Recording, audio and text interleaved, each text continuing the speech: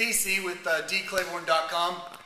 Today I want to show you guys a few different muscle up progressions that we do at the facility, different variations, kind of how we teach it for our CrossFit clients, as well as the few athletes that see us doing it and are curious to give it a shot.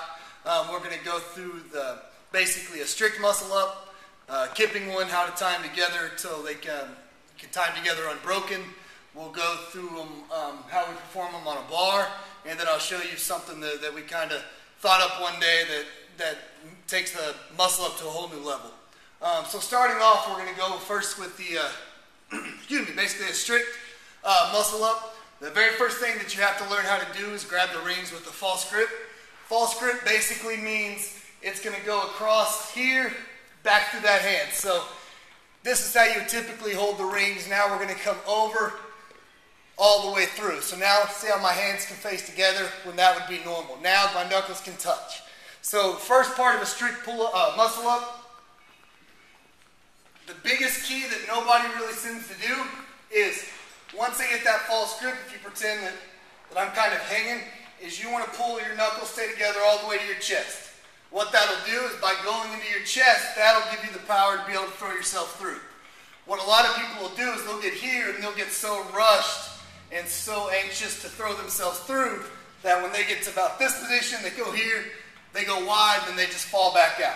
So you want to make sure that you're here in that full row, pulling all the way to your chest before you flip through.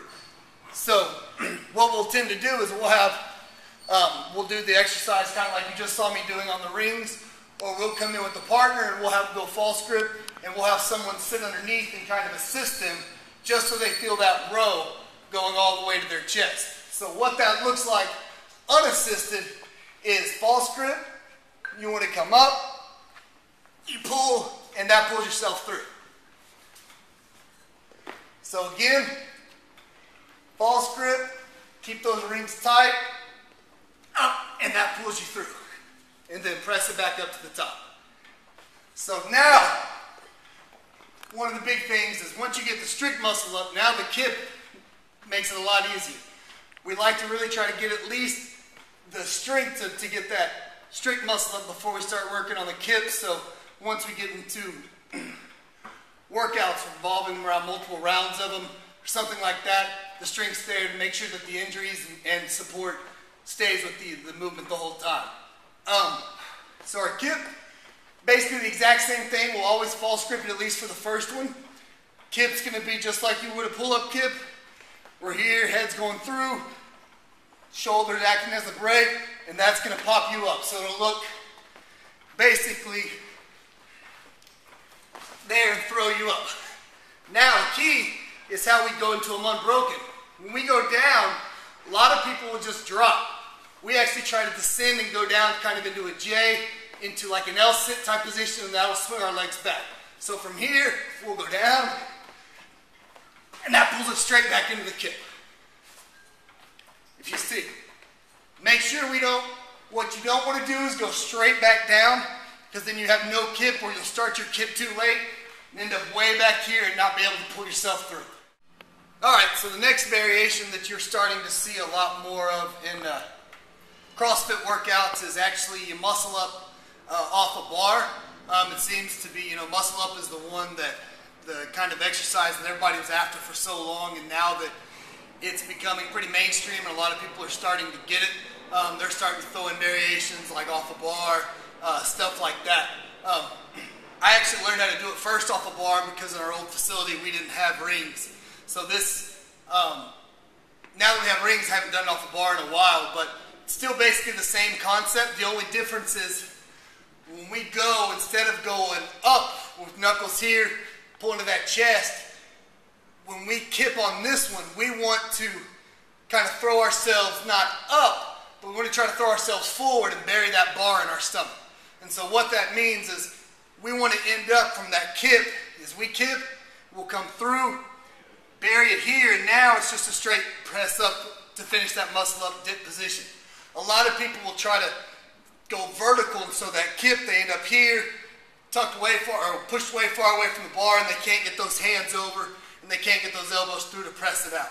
So what it's going to look like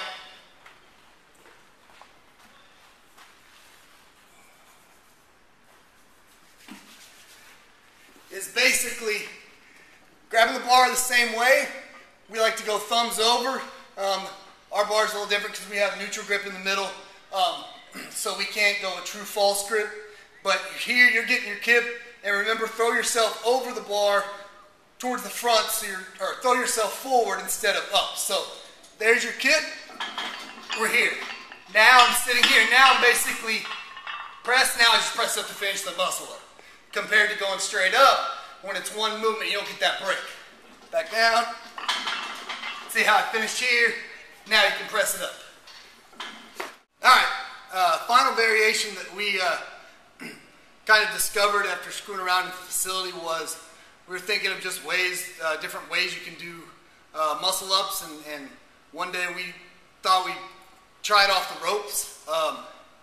It's very different. There's no, it's pretty much more of a explosive kip with the strength movement. There's not a ton of technique because it's just muscling actually through it. So it actually, to me, gives it the best definition of its name.